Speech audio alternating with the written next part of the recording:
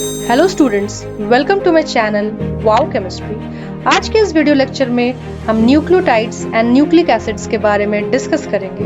अगर आपको ये वीडियो पसंद आए तो लाइक एंड शेयर जरूर कीजिएगा और इस चैनल को सब्सक्राइब करना ना भूलें।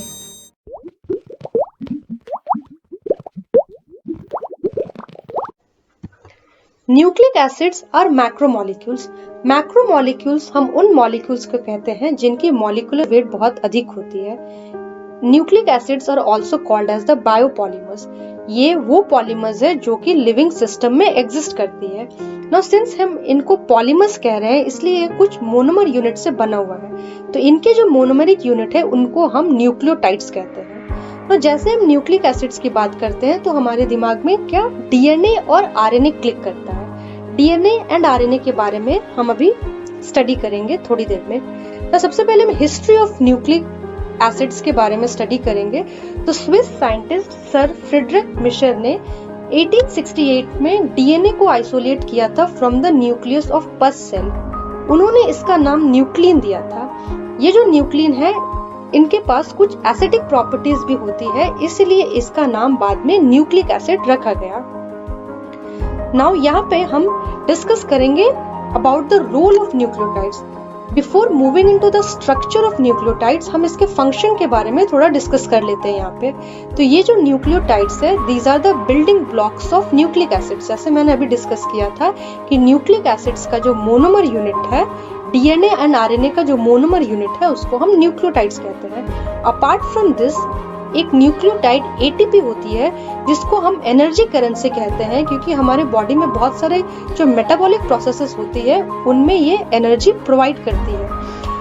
Third is that it also act as the structural components of many enzymes cofactor जैसे एनएडी, एफएमएन या एफएडी। नाउ नेक्स्ट हम लोग अभी स्टडी करेंगे न्यूक्लियोटाइड्स के स्ट्रक्चर के बारे में। तो basically nucleotides composed of 3 basic components, base, sugar and phosphate group. तो न्यूक्लियोटाइड्स जो हुआ, it is a combination of base, sugar and phosphate. If you remove this phosphate group तो आपको क्या मिलेगा? न्यूक्लियोसाइड। तो nucleoside is made up of base and sugar and nucleotide is made up of base plus sugar plus phosphate group. तो as a whole हम कह सकते हैं कि nucleotide is a combination of nucleoside which is actually base plus sugar and a phosphate group. Now इसके एक एक component को अभी हम डिस्कस करेंगे। तो सबसे पहला इसका जो कंपोनेंट है दैट इज अ बेस। तो ये जो बेसेस जो न्यूक्लियोटाइड्स में प्रेजेंट होते हैं, they are actually nitrogenous bases. मतलब कि इन बेसिस में नाइट्रोजन एटम प्रेजेंट होती है। तो अगर आप देख सकते हैं यहाँ पे मैंने बेसिस के स्ट्रक्चर को ड्रॉ किया है। तो सारे बेसिस में क्या है? नाइट्रोजन एटम है। आप देख सकते हैं सारे बेसिस को, यहाँ पे सारे बेसिस में नाइट्रोजन एटम है, इसलिए इन बेसिस को हम नाइट्रोजनस बेसिस कहते हैं। नेक्स्ट जो है कि ये जो बेसिस है, these are aromatic in nature. मतलब they will obey the Huckel rule in terms of the number of pi electron present in the system. इसका मतलब आप यहाँ पे देख सकते हैं, ये जो मैंने बेसिस का स्ट्रक्चर यहाँ पे ड्रॉ किया, यहाँ पे टोटल नंबर ऑफ इलेक्ट्रॉन अगर आप काउंट करेंगे तो यहाँ पे देख सकते हैं टोटल 6 पाई इलेक्ट्रॉन्स है। यहाँ पे एक लोन पेयर ऑफ इलेक्ट्रॉन, यहाँ पे 2 इलेक्ट्रॉन इस पाई बॉन्ड से, अगेन इस पाई बॉन्ड से 2 इलेक्ट्रॉन, तो टोटल 6 पाई इलेक्ट्रॉन। सिमिलरली यहाँ पे 2 इलेक्ट्रॉन पेयर इस नाइट्रोजन के लोन पेयर ऑफ इलेक्ट्रॉन से, 1 इलेक्ट्रॉन पेयर इस पाई बॉन्ड से, तो यहाँ पे भी 6 पाई इलेक्ट्रॉन्स हो गए। सिमिलरली यहाँ पे भी 6 पाई इलेक्ट्रॉन्स हो गए। यहाँ पे आप देख सकते हैं टोटल 10 पाई इलेक्ट्रॉन्स रहेंगे। यहाँ 6 पाई इलेक्ट्रॉन्स इस पाई बॉन्ड से आ जाएंगे, फिर इस पाई बॉन्ड से 2 इलेक्ट्रॉन्स आएंगे और नाइट्रोजन के ऊपर जो लोन पेयर ऑफ इलेक्ट्रॉन है वहां से 2 आएंगे, तो टोटल यहाँ पे हो गए 10 पाई इलेक्ट्रॉन्स। सिमिलरली इस मॉलिक्यूल में भी अगर आप देखेंगे तो यहाँ पे क्या हो गए? यहाँ पे इस पाई बॉन्ड से 2 इलेक्ट्रॉन्स, इस पाई बॉन्ड से 2 इलेक्ट्रॉन्स, इस नाइट्रोजन से 2 electrons, lone pair of electrons, यहाँ पे 6 पाई होंगे। सिमिलरली यहाँ पे इस पाई बॉन्ड से 2 इलेक्ट्रॉन, इस नाइट्रोजन के एटम के 2 लोन पेयर इलेक्ट्रॉन, तो यहाँ पे भी टोटल 10 पाई इलेक्ट्रॉन्स हो गए। एंड नेक्स्ट इज दैट ये जो बेसिस है, दीज आर हेट्रोसाइक्लिक। हेट्रोसाइक्लिक मतलब साइक्लिक तो हमने देख ही लिया कि सारे बेसिस साइक्लिक है। हेट्रोसाइक्लिक हम इसलिए कह रहे हैं क्योंकि apart from carbon and hydrogen, these basis also contain a hetero atom, जो कि यहाँ पे नाइट्रोजन एटम होगा। तो बेसिकली ये जो बेसेस है ये दो कैटेगरी में टोटल डिवाइडेड है। पहला हो गया पिरिमिडीन, ये कुछ इस तरह से दिखता है, एक 6 membered ring containing 2 nitrogen atoms. Next is the purine, it is a fused ring containing a 6 membered ring जो कि पिरिमिडीन ही है, and the next ring which is a 5 membered ring वो एक इमिडाजोल रिंग है। तो यहाँ पे पिरिमिडीन के अंडर में 3 बेसेस हो सकते हैं, साइटोसिन, थायामीन या यूरासिल, एंड प्यूरिन्स के अंडर में 2 बेसेस हो सकते हैं, एडिनाइन या ग्वानिन। तो अभी हम इसके नंबरिंग के बारे में डिस्कस करेंगे। तो पिरिमिडीन की जो नंबरिंग है वो कुछ हम इस तरह से करेंगे, यहाँ पे फर्स्ट पोजीशन को देंगे, फिर 1 2 3 4 5 6 इन अ क्लॉकवाइज मैनर हमने सारे पिरिमिडीन्स को नंबरिंग किया है। प्यूरिन्स की जब नंबरिंग करेंगे तो हम यहाँ से स्टार्ट करेंगे 1 2 3 4 5 6 in an anti-clockwise manner. Then we will move to the next ring 7 8 9 in a clockwise manner. Similarly यहाँ पे भी हमने उसी तरह से नंबरिंग किया है। अब ये जो पिरिमिडीन्स है जहाँ पे एक एक्स्ट्रा ग्रुप ऐड हुआ है वहां पे हमने ब्लू कलर से दिखाया है इस पिरिमिडीन के ऊपर। तो यहाँ पे देखेंगे कि सेकंड पोजीशन पे एक डबल बॉन्ड O जुड़ता है एंड फोर्थ पोजीशन पे एक NH2 ग्रुप जुड़ता है, तो हमें साइटोसिन का स्ट्रक्चर मिलता है। सिमिलरली थायामीन में सेकंड पोजीशन पे एक double bond O, fourth position पे एक double bond O and fifth position पे एक CH3 ग्रुप, तो थायामीन का स्ट्रक्चर हमें मिलेगा। यूरेसिल के केस में सेकंड पोजीशन पे double bond O and fourth position पे डबल बॉन्ड O। तो यूरेसिल और थायामीन के स्ट्रक्चर में हम यहाँ देखेंगे कि एक ही डिफरेंस है कि थायामीन में फिफ्थ पोजीशन पे एक मिथाइल ग्रुप है जो कि एब्सेंट है यूरेसिल में। प्यूरिन के केस में हम देखेंगे एडिनाइन के लिए 6th पोजीशन पे एक NH2 ग्रुप जुड़ जाएगा और ग्वानिन के केस में सेकंड पोजीशन पे NH2 ग्रुप और 6th पोजीशन पे एक डबल बॉन्ड जुड़ेगा। तो इस तरह से हमें सारे बेसिस के स्ट्रक्चर मिल जाएंगे। The next component is the sugar component. तो इसकी प्रॉपर्टीज हमने यहाँ लिखी है। तो जो शुगर रहेगा that will be monosaccharide. Monosaccharide मतलब it is the simplest carbohydrate which can not be further hydrolysed. Next is that कि ये जो शुगर प्रेजेंट रहेंगे न्यूक्लियोटाइड में they will be a 5 membered closed ring. यहाँ पे हम देख सकते हैं ये जो रिंग स्ट्रक्चर हमने ड्रॉ किया, total number of atoms in the ring will be 5, 1 2 3 4 and 5th is the oxygen atom. ये जो शुगर होंगे that will B pentose. Pentose हम उन कार्बोहाइड्रेट्स को कहते हैं जिसमें total number of carbon atoms 5 होते हैं। यहाँ पे आप देख सकते हैं नंबर ऑफ कार्बन एटम, यहाँ पे अगर हम काउंट करेंगे तो 1 2 3 4 एंड 5, तो total number of carbon atoms यहाँ पे 5 है। The next thing is that कि जो शुगर होंगे that will be in beta furanose form. ना फ्यूरान स्ट्रक्चर जो है ये इस तरह के स्ट्रक्चर को कहते हैं जो कि एक फ्यूरान से डिराइव हुआ है। यहाँ पे एक 5 membered रिंग है with N oxygen atom, this is a structure derived from furan. And beta form हमने इसलिए कहा है क्योंकि अगर हम इस फ्यूरान से जो सिमिलर स्ट्रक्चर है उसको अगर हम इमेजिन करें एक प्लेन के ऊपर, ये जो हाइड्रोक्सिल ग्रुप है जो C1 कार्बन से जुड़ा हुआ है, अगर ये अबव द प्लेन है तो उसको हम बीटा फॉर्म कहते हैं और बिलो द प्लेन होगा तो हम उसे अल्फा फॉर्म कहते हैं। यहाँ पे हमें अल्फा फॉर्म को नहीं देखना है। तो हम ये देख सकते हैं जो C1 कार्बन है एक्चुअली उस कार्बन एटम को हम एनोमेरिक कार्बन कहते हैं which has been derived from the carbonyl atom as present in the open chain structure of the carbohydrates। तो C1 से जो हाइड्रोक्सिल ग्रुप जुड़ा हुआ है वो यहाँ पे बीटा पोजीशन पे है, इसलिए हम इसे बीटा फ्यूरानोस फॉर्म कहते हैं। तो टोटल यहाँ पे 2 टाइप ऑफ शुगर प्रेजेंट रह सकते हैं न्यूक्लियोटाइड में।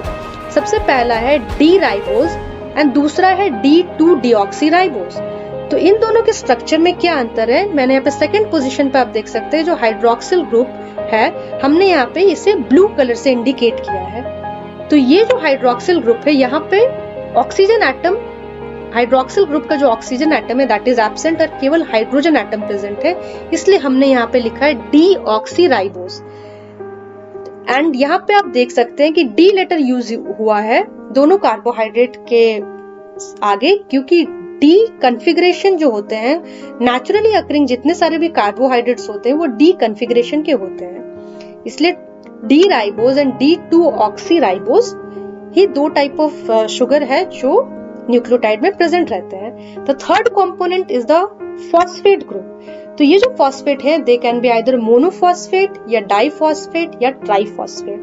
एंड ये जो फॉस्फोरस एटम है that will B of pentavalent. Pentavalent मतलब कि जो वैलेंसी होगी फॉस्फोरस की दैट विल बी 5। ना यहाँ पे हम देखेंगे स्ट्रक्चर ऑफ न्यूक्लियोटाइड, मतलब ये जो बेसिस या शुगर या फॉस्फेट ग्रुप है ये कैसे आपस में एक दूसरे से लिंक अप होंगे। तो यहाँ पे मैंने एक एग्जांपल लिया है, मान लेते हैं यहाँ पे एक प्यूरिन बेस है, मैंने एडिनाइन का यहाँ पे एग्जांपल लिया है, आप गुआनिन भी देख सकते हैं, और मैंने यहाँ पे एक शुगर लिया है दैट इज D2-deoxyराइबोज और एक phosphate group that is a monophosphate. तो हम यहाँ देखेंगे ये जो बेस जो है, मैंने नंबरिंग के केस में बताया था कि ये जो पोजीशन है that will be 9th position, and sugar के केस में this will be the first position, 1 position. मैंने यहाँ पे प्राइम यूज किया शुगर के केस में so that it will be easy to distinguish between the numbering of base and sugar. तो यहाँ पे हम क्या देखते हैं कि C1 पोजीशन जो शुगर है वहां पे एक हाइड्रोक्सिल ग्रुप जुड़ा हुआ रहता है, और यहाँ पे जो नाइट्रोजन के साथ एक हाइड्रोजन ग्रुप जुड़ा होता है। तो यहाँ पे हाइड्रोजन एटम और hydroxyl atom will be released in the form of water, और ये nitrogen atom N9 nitrogen atom will link up to the C1 dash carbon atom of the sugar. इस बॉन्ड को हम कहते हैं N-बीटा ग्लाइकोसाइडिक बॉन्ड। नेक्स्ट जो है वो क्या होगा, CH2 पोजीशन पे जो है that is C5 dash position पे आपका फॉस्फेट ग्रुप जुड़ जाएगा। यहाँ पे क्या होता है, इसको एक्चुअली कहते हैं एस्टरिफिकेशन रिएक्शन। क्यों कहते हैं, क्योंकि जब भी कोई एसिड, जैसे यहाँ पे फॉस्फोरिक एसिड, कोई भी अल्कोहल के साथ जब रिएक्शन होता है उस रिएक्शन को हम एस्टरिफिकेशन कहते हैं। तो यहाँ पे क्या हो रहा है, यहाँ पे एक हाइड्रोक्सिल ग्रुप जुड़ा हुआ है, और जब ये फॉस्फोरिक एसिड के साथ रिएक्ट करेगा तो इसको हम इसलिए एस्टरिफिकेशन कहते हैं, या फिर कह सकते हैं कि phosphate group has been esterified at C5 dash position. उसी तरह से यहाँ पे मैंने पिरिमिडीन का एक स्ट्रक्चर लिया है, मैंने यहाँ पे थायमिन लिया है, आप यहाँ पे यूरेसिल या साइटोसिन के साथ भी देख सकते हैं। तो ये जो पोजीशन है that is the N1 position. Similarly ये पोजीशन है C1 डैश पोजीशन। तो यहाँ पे पिरिमिडीन के केस में N1 will get link up to the C1 dash position of sugar. Sugar कुछ भी हो सकता है, आइदर D-राइबोज और D2-deoxyराइबोज, that doesn't matter. And 5th position पे आपके फॉस्फेट ग्रुप एस्टरिफाई हो सकते हैं, that may be a monophosphate, diphosphate और ट्राइफॉस्फेट। नेक्स्ट हम यहाँ पे देखेंगे द बाइंडिंग इन न्यूक्लियोटाइड्स। तो जैसे मैंने पहले ही डिस्कस किया कि N1 of pyrimidine may be any of the pyrimidine and N9 of purine are bound to the C1 dash of the pentose। कोई भी पेंटोस हो सकता है, either D-राइबोज या D2-deoxyराइबोज। और ये जो कोवलेंट बॉन्ड है जो बेस और शुगर को लिंक अप करेंगे, उस बॉन्ड को हम N-बीटा ग्लाइकोसाइडिक बॉन्ड कहते हैं। तो इसका नाम हम कैसे याद रखेंगे, N इसलिए यहाँ पे इंडिकेट किया है, N shows the nitrogen atom of the basis, और बीटा इसलिए लिखा हुआ है क्योंकि बीटा जो शुगर की जो कॉन्फ़िगरेशन है that is of beta furanose form में शुगर एग्जिस्ट करता है, इसलिए यहाँ पे हमने बीटा लिखा है। एंड ग्लाइकोसाइडिक बॉन्ड उन बॉन्ड को कहते हैं जब कार्बोहाइड्रेट किसी दूसरे मॉलिक्यूल के साथ कोवलेंट बॉन्ड बनाता है या फिर किसी दूसरे कार्बोहाइड्रेट के साथ कोवलेंट बनाता है, उस तरह के बॉन्ड को हम ग्लाइकोसाइडिक बॉन्ड कहते हैं। और phosphate group is esterified at the 5 dash carbon of pentose, जो कि मैंने ऑलरेडी डिस्कस किया। नाउ जब ये न्यूक्लियोटाइड्स आपस में लिंकअप होते हैं तो they get link up through phosphate group bridges और phosphodiester linkage which is formed between the 3' hydroxyl group of a pentose and the 5' hydroxyl group of the next pentose। जैसे यहाँ पे हम स्ट्रक्चर में देख सकते हैं, इस पोजीशन को हम 3' कहेंगे ना। ये दूसरे न्यूक्लियोटाइड के करस्पॉन्ड 5th पोजीशन पे भी एक हाइड्रोक्सिल ग्रुप है जो कि इन दोनों को आपस में फॉस्फोडाइएस्टर लिंकेजेस से जोड़ रहा है। तो इस तरह से सारे न्यूक्लियोटाइड आपस में लिंक अप हुए हैं। तो ये जो सीक्वेंस हम लोग लिखेंगे या फिर इसकी जो सिंथेसिस भी होगी that will B from 5' to 3'। And ये जो बैकबोन ऑफ द न्यूक्लियोटाइड उसको हम कहते हैं शुगर फॉस्फेट कोवलेंट लिंकेज से बना होता है। ये बैकबोन मतलब जैसे कि हमारी रीढ़ की हड्डी होती है, उसी तरह से न्यूक्लियोटाइड्स का जो बैकबोन होता है that is made up of the sugar phosphate group. तो इस तरह से न्यूक्लियोटाइड्स आपस में लिंकअप होते हैं। यहाँ पे मैंने एक ग्रीन बॉक्स में एक न्यूक्लियोटाइड को इंडिकेट किया है। नेक्स्ट हम लोग देखेंगे कि डीएनए और आरएनए में कौन कौन से बेसिस, शुगर या फॉस्फेट ग्रुप प्रेजेंट है, मतलब इनके कंपोनेंट्स क्या क्या हैं। तो डीएनए में देखेंगे बेसिस जो होंगे, प्यूरिन्स जो होंगे, that will B adenine and guanine, and पिरिमिडीन्स होंगे साइटोसिन एंड थायमिन। आरएनए के केस में बेसिस होंगे प्यूरिन, एडेनाइन एंड ग्वानिन, और पिरिमिडीन, साइटोसिन एंड यूरासिल, मतलब यहाँ पे तीनों बेसिस सेम है apart from this basis, the fourth one. DNA में जो शुगर होंगे दैट विल बी D2-deoxyराइबोस, जैसे कि इसका नाम ही है deoxyribose nucleic acid. And RNA में जो शुगर होंगे दैट विल बी D-राइबोस। The third component will be the phosphate in both the cases. Next अब हम लोग डिस्कस करेंगे nomenclature of the nucleosides and the nucleotides which is present in DNA या RNA. तो यहाँ पे मैंने डीएनए के सारे बेसिस लिखे हुए हैं, उसके करस्पॉन्डिंग न्यूक्लियोसाइड एंड उसके करस्पॉन्डिंग न्यूक्लियोटाइड। तो यहाँ पे एडेनाइन बेस जो है उनके करस्पॉन्डिंग जो न्यूक्लियोसाइड होगा, न्यूक्लियोसाइड मतलब when base is linked up to a sugar moiety, तो उस केस में हम लिखेंगे डीऑक्सी एडिनोसाइन। डीऑक्सी हमने इसलिए यूज किया है क्योंकि ये जो शुगर होंगे न्यूक्लियोसाइड, शुगर होंगे for the DNA that will B deoxyribose, इसलिए इसके करस्पॉन्डिंग न्यूक्लियोसाइड हो जाएगा डीऑक्सी एडिनोसाइन और न्यूक्लियोटाइड हो जाएगा डीऑक्सी एडिनाइलेट, या फिर इसको हम शॉर्ट में DAMP भी कहते हैं, that means deoxy adenosine monophosphate. यहाँ पे केवल हम मोनोफॉस्फेट के बारे में ही डिस्कस कर रहे हैं। ग्वानिन के करस्पॉन्डिंग जो न्यूक्लियोसाइड होगा डीऑक्सी ग्वानासिन एंड न्यूक्लियोटाइड होगा डीऑक्सी ग्वानाइलेट। साइटोसिन के केस में न्यूक्लियोसाइड होगा deoxycytidine, nucleotide will be deoxycytidylate. Thymine के केस में न्यूक्लियोसाइड होगा deoxythymidine and nucleotide will be deoxythymidylate. Similarly यहाँ पे मैंने आरएनए के बेसिस, उसके करस्पॉन्डिंग न्यूक्लियोसाइड और उसके करस्पॉन्डिंग न्यूक्लियोटाइड को डिस्कस किया है। एडेनाइन के करस्पॉन्डिंग जो न्यूक्लियोसाइड होगा that will B adenosine, nucleotide होगा एडिनाइलेट। यहाँ पे हम कोई डीऑक्सी नहीं यूज करेंगे क्योंकि ribose nucleic acid that is RNA के केस में जो शुगर मॉइटी होके दैट विल बी ओनली D-राइबोस, यहाँ पे डीऑक्सी नहीं यूज होता है। ग्वानिन के केस में nucleoside will be guanosine and nucleotide will be guanylate. Cytosine के केस में nucleoside will be cytidine and nucleotide will be cytidylate. Uracil के केस में nucleoside will be uridine and nucleotide will be uridylate. इस तरह से हम nucleosides and nucleotides को याद रखेंगे। नेक्स्ट हम लोग डिस्कस करेंगे comparison of DNA and RNA. मैंने इसके स्ट्रक्चर में क्या क्या कंपोनेंट्स में को ऑलरेडी कंपेयर कर लिया है, स्टिल मैंने यहाँ पे सारे पॉइंट्स को जॉट डाउन कर दिया है। तो सबसे पहले हम देखेंगे लोकेशन। तो DNA that is deoxyribose nucleic acid, ये this is present in the nucleus of the cell. RNA ribose nucleic acid, it is present in the cytoplasm of the cell. Bases, इसमें जो bases होंगे that will be adenine, guanine, cytosine, thymine. RNA के case में जो bases होंगे that will be adenine, guanine, cytosine and uracil. That means one base is different.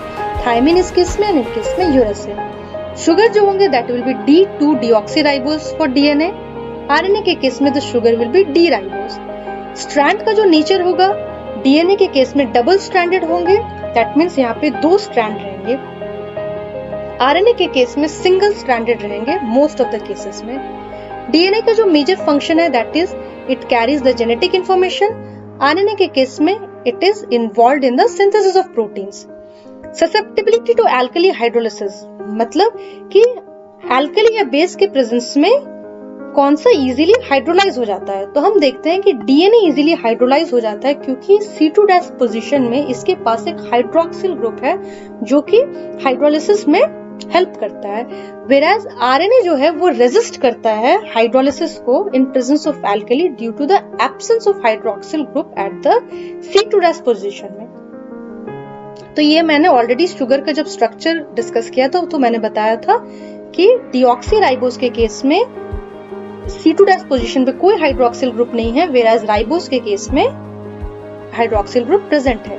Now हम लोग discuss करेंगे द स्टेबलाइजिंग फोर्सेस या फिर कौन से फोर्सेस न्यूक्लिक एसिड को स्टेबलाइज करते हैं। तो यहाँ पे टोटल हम 4 फोर्सेस के बारे में या 4 इंटरैक्शंस के बारे में डिस्कस करेंगे। तो first is the base pairing which involves the hydrogen bonding between complementary base pairs. Next is the base stacking which involves van der Waals interactions and pi-pi interactions among the planar bases. इन दोनों को हम लोग अभी और आगे जाके describe करेंगे। The third interaction is the hydrophobic interaction, मतलब water repelling interactions। तो ये जो bases जो present होंगे न्यूक्लिक एसिड्स में, these are non-polar bases। इसलिए ये क्या करेंगे, ये आपस में स्टैक अप होंगे away from the water molecules. The fourth interaction is the hydrophilic interactions, मतलब वाटर अट्रैक्टिंग इंटरैक्शंस। मैंने पहले ही डिस्कस किया, जो ये शुगर फॉस्फेट बैकबोन होती है न्यूक्लिक एसिड्स की, ये एक्चुअली क्या होते हैं, पोलर होते हैं। इसीलिए ये इजीली इंटरैक्ट करेंगे वाटर मॉलिक्यूल के साथ एंड इस तरह से एक हाइड्रोफिलिक इंटरैक्शंस डेवलप होता है। तो हम यहाँ पे बेस पेयरिंग इंटरैक्शंस को थोड़ा सा डिस्क्राइब करेंगे। तो एक्चुअली क्या होता है, जो न्यूक्लिक एसिड्स में 2 टाइप ऑफ इंटरैक्शंस इनको स्टेबलाइज करने में बहुत मदद करती है। एक हॉरिजॉन्टल इंटरैक्शन होंगे और एक वर्टिकल इंटरैक्शन है। तो ये बेस पेयरिंग जो इंटरैक्शन है, these are the horizontal interactions and it is a kind of non covalent interactions, जिसमें क्या होता है, हाइड्रोजन बॉन्ड एक electronegative atom either when it is nitrogen और ऑक्सीजन के साथ एक बॉन्ड बनाता है, उस तरह के बॉन्ड को हम हाइड्रोजन बॉन्ड कहते हैं। एंड ये जो हाइड्रोजन बॉन्ड है, it will be always formed among purines and पिरिमिडीन्स, इसलिए इसको हम कॉम्प्लीमेंट्री बेस पेयर कहते हैं। प्यूरिन्स और प्यूरिन्स या फिर पिरिमिडीन्स और पिरिमिडीन्स के बीच में जो हाइड्रोजन बॉन्डिंग रहता है वो यहाँ पे अनस्टेबल रहता है, इसलिए हम जो बेस पेयरिंग वो देखेंगे केवल प्यूरिन्स और पिरिमिडीन्स के बीच में ही हाइड्रोजन बॉन्डिंग रहेगा। तो हम यहाँ पे देखेंगे कि एडिनाइन और थायमिन के बीच में, यहाँ पे मैंने दिखाया है एक डबल बॉन्ड दिखाया है, के बीच में 2 हाइड्रोजन बॉन्ड्स रहेंगे, आइदर थायमिन या uracil as in case of RNA. And guanine और साइटोसिन के बीच में 3 हाइड्रोजन बॉन्ड्स रहेंगे, जैसे कि मैंने यहाँ पे ट्रिपल बॉन्ड से दिखाया है ना। अब हम स्ट्रक्चर को थोड़ा सा देखेंगे। तो यहाँ पे मैंने ग्वानिन और साइटोसिन का स्ट्रक्चर दिखाया है। यहाँ पे मैंने एक्चुअली इन बेसिस को ही बेसिकली दिखाने का कोशिश किया है। यहाँ पे ये जो मैंने शुगर मॉइटी को नहीं दिखाया, एक्चुअली यहाँ से एक शुगर मॉइटी लिंकअप होंगे, उसको मैंने यहाँ पे इंडिकेट नहीं किया है। तो हम देखेंगे कि ग्वानिन और साइटोसिन के बीच में एक्चुअली 3 हाइड्रोजन बॉन्ड्स बने रहेंगे। यहाँ पे जो मैंने ब्लू कलर से दिखाया वो हाइड्रोजन एटम डोनर होंगे। When hydrogen atom is attached to an electronegative atom, तो ये हाइड्रोजन एटम डोनर होंगे। सिमिलरली यहाँ पे हाइड्रोजन एटम डोनर होंगे, ये भी हाइड्रोजन एटम डोनर होंगे। एंड हाइड्रोजन एटम एक्सेप्टर को मैंने रेड कलर से दिखाया, ये आप देख सकते हैं यहाँ रेड कलर से हाइड्रोजन एटम। और ये जो हाइड्रोजन बॉन्ड है यहाँ पे मैंने डॉटेड लाइन से दिखाया है। तो यहाँ पे total 3 hydrogen atom, 3 hydrogen bond बनेंगे in case of guanine cytosine. मैंने वहां नंबरिंग मैंने केवल उसी पोजीशन को दिखाया है जो कि हाइड्रोजन बॉन्डिंग में इन्वॉल्व होंगे। नंबरिंग मैंने ऑलरेडी डिस्कस कर लिया है, बेसिस में किस तरह से नंबरिंग होंगे। नेक्स्ट हम देखेंगे एडिनाइन और थायमिन के केसेस में टोटल 2 हाइड्रोजन बॉन्ड बनेंगे। यहाँ पे आप देख सकते हैं, this is the hydrogen atom donor and this is hydrogen atom acceptor. Similarly यहाँ पे ये हाइड्रोजन एटम डोनर है और ये एक्सेप्टर है। तो टोटल यहाँ पे 2 हाइड्रोजन बॉन्ड बनेंगे। वेदर यहाँ पे थायमिन है या यूरेसिल है as in case of RNA, total number of hydrogen bond 2 ही रहेंगे। द नेक्स्ट इंटरैक्शन या फिर द नेक्स्ट स्टेबलाइजिंग फोर्स है जिसको हम कहते हैं base stacking interactions. It is a kind of vertical interactions. ये भी एक तरह का नॉन कोवेलेंट इंटरैक्शन ही होता है जो कि प्लेनर बेसिस, एरोमेटिक बेसिस के बीच में एग्जिस्ट करता है when they are separated by a distance of 3.14 angstrom। इस डिस्टेंस को हम van der Waals रेडियाई कहते हैं। अगर इस डिस्टेंस से कम में बेसिस सेपरेटेड होंगे तो क्या होंगे, उनके जो पाई इलेक्ट्रॉन सिस्टम होंगे वो आपस में रिपल करेंगे, तो कोई इंटरैक्शन नहीं होंगे बेसिस में। इस डिस्टेंस से अगर ज्यादा डिस्टेंस में बेसिस सेपरेटेड होंगे तो उनमें कोई इंटरैक्शन नहीं होगी। इस पर्टिकुलर डिस्टेंस में वंडरवॉल रेडियाई में क्या होता है, ये जो पाई इलेक्ट्रॉन सिस्टम एक एरोमेटिक बेस के में जो है वो क्या करता है, एक डाइपोल डेवलप करता है, जिसकी वजह से एक करस्पॉन्डिंग डाइपोल एक एडजेसेंट बेस में भी डेवलप हो जाता है, जिसकी वजह से पैरेलल जो डाइपोल्स है वो आपस में इंटरैक्शन शो करता है। Apart from that, pi pi interactions भी इन एरोमेटिक रिंग्स के बीच में एग्जिस्ट करता है, जो कि बेस स्टैकिंग में भी हेल्प करता है। ये पाई पाई इंटरैक्शंस कुछ नहीं है, जो एरोमेटिक बेसिस में जो पाई इलेक्ट्रॉन सिस्टम है वो आपस में इंटरैक्ट करता है, जिसकी वजह से एक इंटरैक्शन, एक नॉन कोवेलेंट इंटरैक्शन डेवलप होता है। तो यहाँ पे मैंने दिखाया वंडरवॉल इंटरैक्शन। जैसे आप देख सकते हैं कि बेसिस क्या है, एक दूसरे के ऊपर स्टैकअप है। जैसे कि आप कॉइन्स को अगर एक दूसरे के ऊपर रख सकते हैं, बहुत सारे कॉइन्स को, almost similar size of coins को एक दूसरे के ऊपर रखेंगे तो आप स्टैकअप कर सकते हैं बहुत सारे कॉइन्स को। उसी तरह से बेसिस भी आपस में स्टैकअप होते हैं with a distance of 3.14 angstrom among the basis. और ये मैंने यहाँ पे दिखाया है पाई पाई इंटरैक्शंस, जो कि एक बेस का जो पाई इलेक्ट्रॉन सिस्टम है दूसरे एरोमेटिक बेस के पाई इलेक्ट्रॉन सिस्टम के साथ इंटरैक्ट करता है, तो क्या होता है, पाई पाई इंटरैक्शन डेवलप होता है। तो इस तरह के जो बेसिस हैं वो क्या होते हैं, इस तरह के इंटरैक्शंस जो होते हैं वो स्टेबलाइज करते हैं न्यूक्लिक एसिड्स को। Thank you for watching this video. ये वीडियो आपको मल्टीपल चॉइस क्वेश्चंस जो कॉम्पिटिटिव एग्जाम्स में आते हैं उसको क्रैक करने में काफ़ी हेल्पफुल होगा।